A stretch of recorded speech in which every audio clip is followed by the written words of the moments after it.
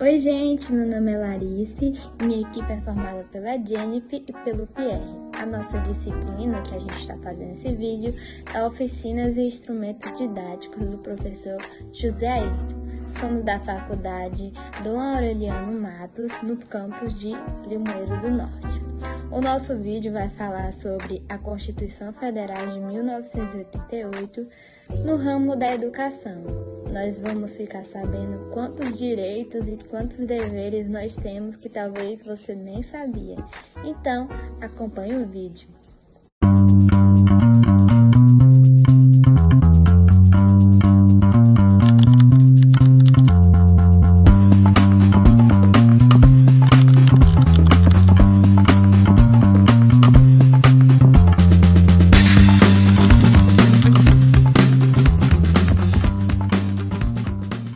A Constituição Federal é a lei fundamental do país, um documento que estabelece as regras para o funcionamento da sociedade brasileira, organiza o Estado e define os direitos e deveres dos cidadãos.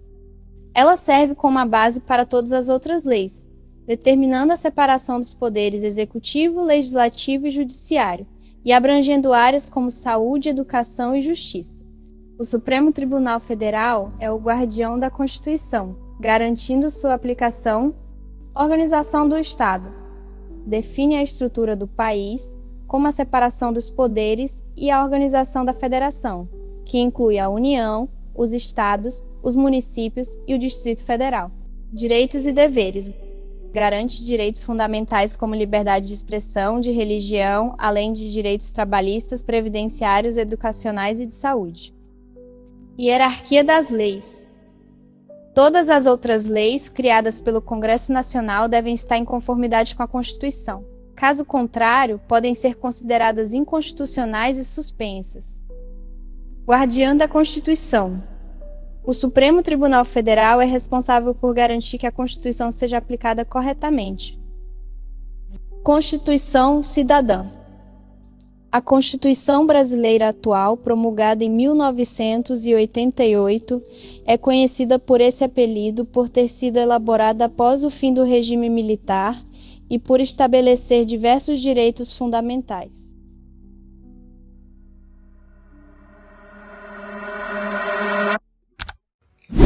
Boa tarde, como todos me conhecem, né? Eu sou o professor Francisco Antônio, mais conhecido por Chiquinho. Sou professor do curso de História da Faculdade. E Pierre me pediu para fazer uma fala sobre o acesso à educação nos dias atuais.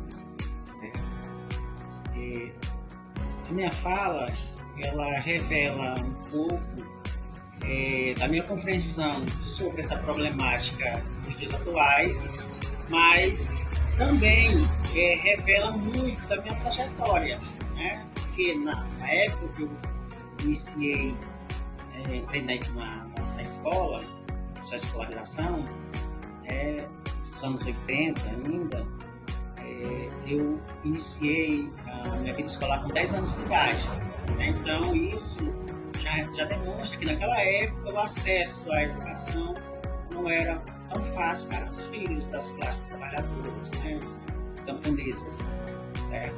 Então hoje isso é muito diferente, certo? Então o acesso à educação em seus diversos níveis, desde a educação infantil, ensino fundamental, ensino médio e ensino superior, certo? Ele está bem mais amplo, né, bem mais acessível. Embora as condições de permanência na escola tem esses problemas, mas o acesso hoje é bem maior, bem mais amplo, né? Porque eu poderia até dizer universalizado, né? Principalmente na educação básica, certo? Quanto ao ensino superior, aqui na nossa região hoje nós temos uma ampla diversidade de instituições de ensino superior que permite, que dá oportunidade para que os jovens e adultos possam ingressar na universidade, portanto, no ensino superior, bem diferente do que foi há 20, 30 anos atrás, certo? Então, a faculdade, ela revela um pouco, da dessa mudança ocorrida em nossa região, né, porque até os anos 90, o ensino Fafidam era a única instituição de ensino superior. Né? Hoje, né, nós temos, além da Fafidam, temos diversos institutos federais, né, por exemplo, Limoeiro, Tabuleiro do Norte, Roda Nova, Jaguaruana, Aracati, só para mostrar os que estão próximos aqui de nós. Né? E temos a Universidade Federal, né, e diversos cursos em formato AD, públicos e privados. Né? Então, hoje, o acesso ao ensino superior, especialmente, né, ele está bem mais acessível, bem mais amplo, certo? E a educação básica, com todos os seus problemas, ela é universalizada, certo? Então, eu acho que nós vivemos um momento privilegiado no sentido de acesso. Claro que a permanência, as condições de permanência, as condições de infraestrutura, de valorização do profissional docente, há muitos problemas ainda que devem ser discutidos, devem ser pensados, e nós aqui da universidade temos esse papel importante, né, de demonstrar que a educação, principalmente a educação pública, né, ela é mais acessível, certo? Há seus problemas de permanência, mas essa é uma questão que, com a luta, né, com a reflexão, com o envolvimento de todos nós, é possível que haja mudanças. Então é isso, gente. A temática da acessibilidade, em especial nos últimos 10 anos, tem entrado mais em pauta, principalmente por conta da Lei Brasileira de Inclusão, né, a LBI de 2015, e mais especificamente no contexto da universidade, do ensino superior, hoje a gente percebe um grande avanço em comparação a períodos anteriores.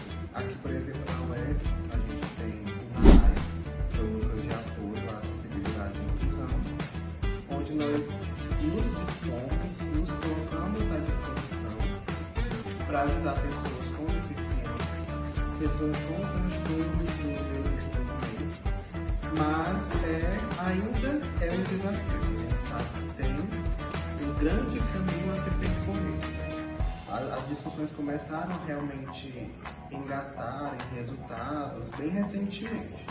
Então há muito que se aprender, há muito que se aperfeiçoar.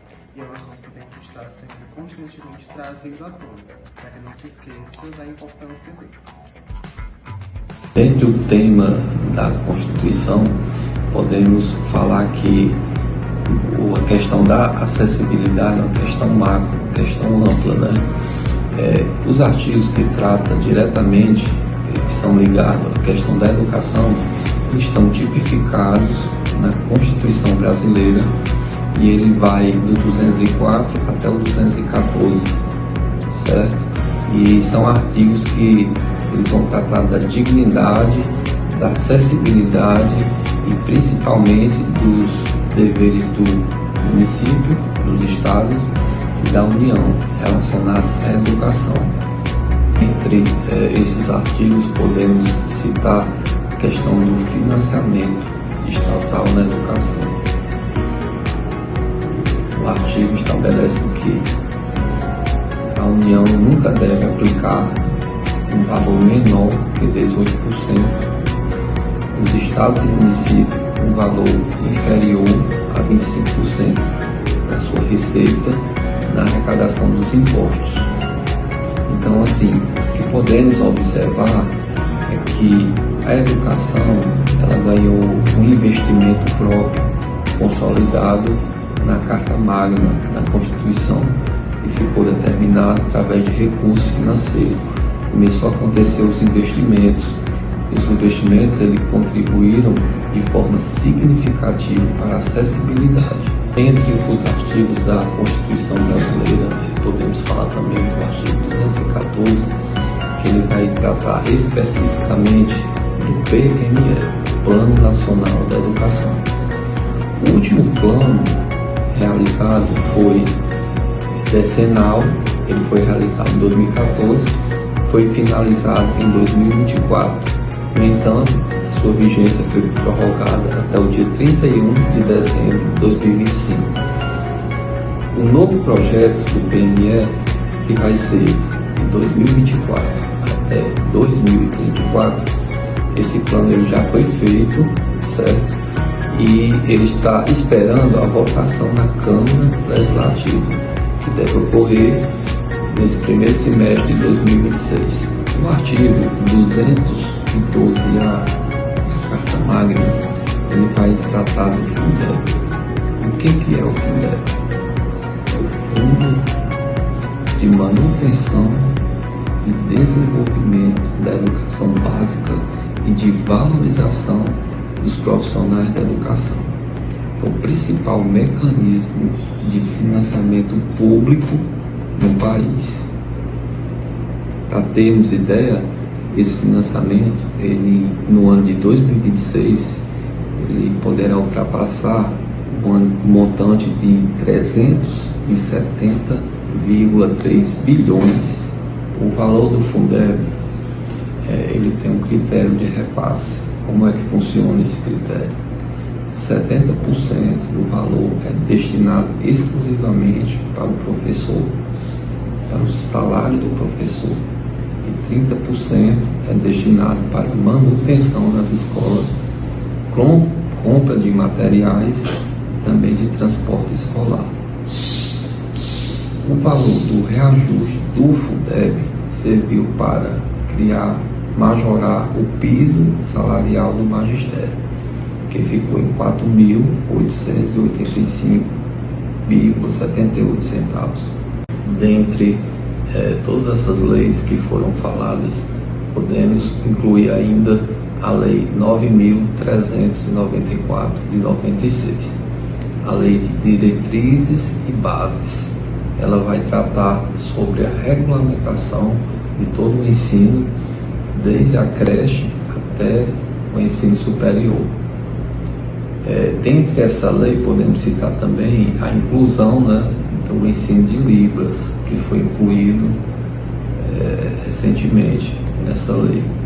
Essa lei ela vai garantir o ensino àquelas pessoas que têm deficiência, têm algum transtorno global ou algum tipo de deficiência no aprendizado. Ela vai tratar do atendimento especializado para educandos nessa área que os mesmos têm dificuldade. Sendo assim, com a Lei de Diretrizes e Bases da Educação, as escolas devem seguir padrões rigorosos, devem ter acesso também à tecnologia, à informática, a saneamento, e devem ter uma infraestrutura compatível para oferecer um ensino de qualidade. Podemos concluir que, com a Constituição Brasileira de 1988 e com as demais leis que foram criadas logo após, pessoas que não tinham acesso à educação, pessoas muitas vezes que moravam no interior de uma cidade, pessoas que moravam na zona rural, pessoas que tinham dificuldades de transporte, pessoas que não encontravam escolas com infraestrutura, essas pessoas passaram a ter acessibilidade. Podemos perceber também que aquelas pessoas com deficiência, autismo, TDAH e outros transtornos globais, essas pessoas elas foram também incluídas dentro do meio educacional. Com isso, a sociedade passou a ser igualitária, passou a ser digna. E pessoas que nasceram num meio vulnerável, que não ofereciam a menor condição de desenvolvimento, essas pessoas passaram a ter direito e oportunidades de se desenvolver, ter uma profissão e ser incluída no meio social. De acordo com a Constituição Federal de 1988, a acessibilidade é um instrumento que remove as barreiras que impede o exercício do direito à educação. Sem acessibilidade, seja ela física, pedagógica ou comunicacional, o Estado falha em seu dever fundamental de garantir o pleno desenvolvimento da pessoa e seu preparo para o exercício da cidadania.